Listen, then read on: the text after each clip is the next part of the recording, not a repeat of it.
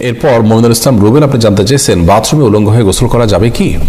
বাথরুমে কিংবা টয়লেটে যেখানে আপনাকে অন্য কেউ দেখতে পাচ্ছে না এরকম জায়গায় গোসল করলে আপনি শরীরের সমস্ত কাপড় চোপড় খুলে বিবস্ত্র অবস্থায় গোসল করলে সেটি হারাম বা সরাসরি নিষিদ্ধ কোনো কিছু হবে না। আমাদের মনে রাখতে হবে যে একটা সময় পৃথিবীতে মানুষের বেশিরভাগ মানুষেরই অনেক বেশি কাপড় চোপড় থাকতো না, অনেকেরই একজোড়া কাপড় থাকতো যেটা দিয়ে তিনি তার জীবন পার করে দিতেন। আজকাল আলহামদুলিল্লাহ আমাদের অনেক কাপড় চোপড় রয়েছে। তো যার সামর্থ্য আছে এরকম অবস্থায় তিনি সকল কাপড় চোপড় খুলে গোসল করাটা তার জন্য অনুত্তম।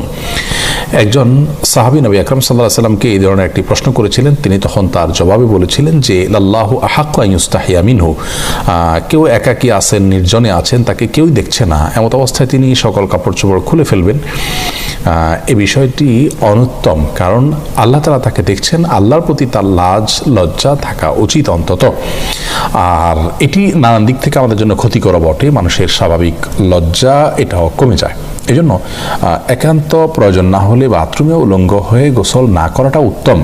আমাদেরকে নবী আলাইহিস সালাম যে নির্দেশনা দিয়েছেন, বোঝা যায় নবী সাল্লাল্লাহু আলাইহি সাল্লাম প্রয়োজন ছাড়া বিবস্ত্র হওয়ার বিষয়টিকে পছন্দ করতেন না। তবে যদি কেউ বিবস্ত্র হন, তিনি একাকী আছেন, কেউ দেখছে না, তো সেটা তার জন্য হারাম হবে না।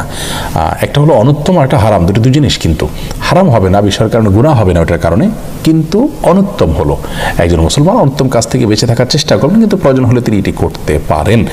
অতএব গোসলের সময় অন্তত নাভি থেকে হাঁটু পর্যন্ত সতেরো জায়গাটুকু ঢেকে থাকে এরকম গামছা বা তোয়ালে বা লুঙ্গি অনেক কিছু পরনে থাকলে অবস্থায় গোসল করাটাই হলো ভালো।